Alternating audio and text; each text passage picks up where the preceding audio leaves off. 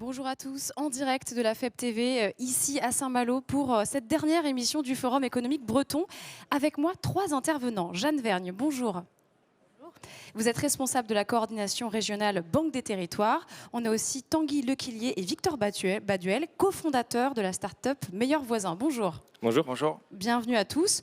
On va expliquer pourquoi vous êtes là ensemble sur ce plateau ce soir. Mais d'abord, on va commencer par un petit pitch de Meilleurs Voisins. Qu'est-ce que c'est, Victor? Alors, Meilleurs Voisins, on crée des lieux de vie partagés pour des seniors autonomes.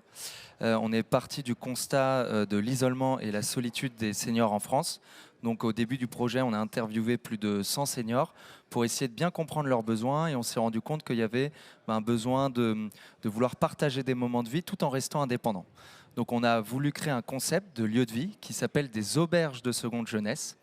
Donc qu'est-ce qu'une auberge de seconde jeunesse? C'est premièrement une colocation entre seniors. Ils sont 6 à 10 résidents à vivre à l'année en ayant chacun un espace privatif et en ayant des espaces communs de partage.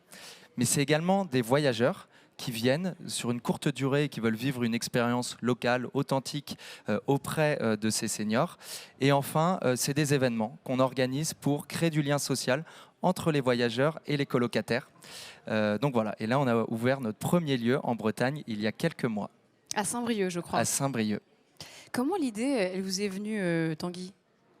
En fait, on était à la recherche d'un lieu de vie qui nous permettrait de favoriser le lien social, comme vient de dire Victor. Et c'est en visitant des lieux qu'on s'est rendu compte que l'hôtellerie indépendante aujourd'hui répondait vraiment à nos besoins et à ceux des seniors, mais aussi que l'hôtellerie était actuellement en crise, qu'elle connaissait des grandes difficultés, notamment suite à la crise sanitaire, et qu'elle était donc à la recherche de relais de croissance.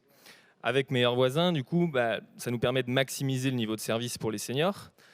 Le fait d'être hybride entre l'hôtellerie et la colocation senior, ça nous permet de maximiser le niveau de service pour les seniors, avec notamment, on peut penser à l'accueil des proches qui est simplifié, la mutualisation des espaces avec l'espace restauration, le jardin, etc. Mais aussi de le proposer à un loyer qui est accessible, puisque l'hôtellerie sera vraiment notre cœur économique. Et du côté hôtellerie, ça nous permet de redynamiser des hôtels en perte de vitesse avec un taux d'occupation qui est plus élevé avec des personnes qui vivent là l'année et aussi d'avoir une expérience pour le voyageur qui est plus authentique, plus conviviale avec les événements qu'on va faire sur les lieux. C'est vraiment gagnant-gagnant en fait. Jeanne Vergne, si vous êtes là aujourd'hui, c'est qu'avec la Banque des Territoires, vous soutenez leur projet. Oui, exactement. Alors, je vais peut-être me permettre de rappeler que la Banque des Territoires, en fait, c'est un des 5 métiers du groupe Caisse des dépôts et que nous, notre vocation, c'est d'accompagner des projets sur les territoires avec l'objectif de rendre les territoires plus verts et plus solidaires. Et en fait, c'est à ce titre de la cohésion sociale et territoriale que le projet de Tanguy et Victor a vraiment retenu toute notre attention parce que c'est un projet qui lutte, comme ils viennent de le dire, contre l'isolement des personnes âgées, qui permet aussi le maintien d'activités, mais aussi la création d'emplois et qui donc est à la fois bénéfique au développement économique, bénéfique pour lutter contre l'isolement des seniors et qui permet l'inclusion. Donc voilà, c'était un projet qui, à ce titre-là, répondait à tous les critères de ce qu'on recherche à la Banque des Territoires. Vous avez d'autres exemples de projets que vous soutenez, dans la région notamment? Dans la région, on a soutenu, si on parle de projet impact d'économie sociale et solidaire, une auberge à Mélionec, une auberge solidaire. Après, on a un vaste champ d'activité. Donc voilà, là, en économie sociale et solidaire, je peux vous parler de ce projet à Mélionec. Il y a aussi un projet de tiers-lieu à Quimperlé, voilà, de différents types de projets de ce genre. Comment vous travaillez ensemble en fait, vraiment concrètement, les étapes? C'est des appels, c'est des réunions, c'est... Oui, on apprend. Alors nous, la Banque des Territoires, notre métier, il a finalement un peu 3 temps. D'abord, on apporte de l'expertise et puis de l'ingénierie. Ensuite, on viendra en financement. On a différentes manières de financer, soit en prêt, soit en fonds propres. Et puis après, surtout sur les projets à impact, il y a un côté mesure. Donc là, le travail ensemble, c'est d'abord se rencontrer dans le cadre d'événements partenariaux ou parce que les porteurs de projets pensent à nous solliciter. Et puis ensuite, débroussailler le projet ensemble, voir comment ça fonctionne, voir si ça répond aux besoins du territoire. Ensuite, on travaille le modèle économique, la construction du projet. Là, c'est Alexis qui n'est pas là aujourd'hui, mais qui travaille dans mon équipe, qui a vraiment été très proche de Victor et Tanguy sur ces sujets.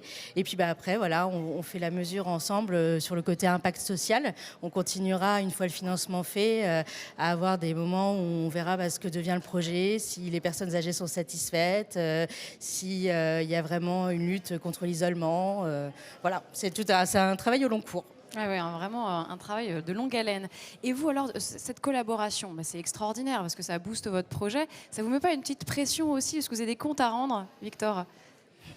Non, pas vraiment. C'est très bienveillant, j'ai l'impression. Non, c'est très bienveillant et je Attention. pense qu'on a des objectifs communs qu'on définit dès le début avec la Banque des Territoires et avec tous les acteurs qui nous entourent. Donc nous, on a besoin aussi d'avoir des acteurs qui voilà, ont cette vision. En plus, on est sur des projets long-termistes, donc il n'y a pas de pression et il y a plutôt un accompagnement, comme disait Jeanne. Donc du coup, non, c'est plutôt positif, en tout cas pour l'instant, et on l'espère pour la suite. Tout va bien. Tanguy, justement, qu'est-ce qu'on peut vous souhaiter pour la suite avec cette ouverture à Saint-Brieuc? C'est quoi la suite? Oui, donc là, on vient d'ouvrir notre premier lieu. Donc, dans un premier temps, on va passer un peu de temps pour apprendre. Il y a une première phase où c'est vraiment apprendre de ce premier lieu-là, bien construire notre offre. Et après, la suite, c'est de multiplier les lieux pour agrandir la communauté, avoir de plus en plus de seniors qui vivent au sein de nos lieux, de plus en plus de seniors qui sont de passage au sein de nos lieux. Donc la suite, c'est vraiment d'arriver à développer le projet, main dans la main aussi avec la Banque des Territoires. Et ce sera quelque chose de super. On vous le souhaite en tout cas. Jeanne Verne, le mot de la fin peut-être? Le mot de la fin, c'est de dire qu'on est ravis de voir des projets comme ça qui se développent en Bretagne et puis qu'on souhaite à Tanguy et Victor et au projet Meilleurs Voisins le meilleur et le plus de développement possible qu'on accompagnera par la suite. Voilà. Merci beaucoup à tous les trois. Merci beaucoup. J'étais ravie de faire cette dernière émission avec vous. Merci à vous de nous avoir suivis pendant ces 2 jours en direct au Forum économique breton. On était vraiment ravis de vous faire vivre tout ça ici sur la FEB TV. Bien sûr, je vais remercier toutes les équipes qui ont rendu ces 49 émissions possibles. Kevin, ici, il y a aussi Elliot Buquet, Charles Carrat, Damien Simons. Il m'en manque, non, aussi les équipes du FEB Édito. Héloïse Sarr, qu'on n'oublie pas, Sylvain Plessonnier, Fabrice Trousson et l'excellent Christian Pousset. Naturellement, c'est mon patron, il est fabuleux. Et enfin, le mot de la fin, c'est pour mes co-présentateurs, Hervé Hugo et le très grand Florian Brochot. Merci, c'était un plaisir d'être à vos côtés et à l'année prochaine.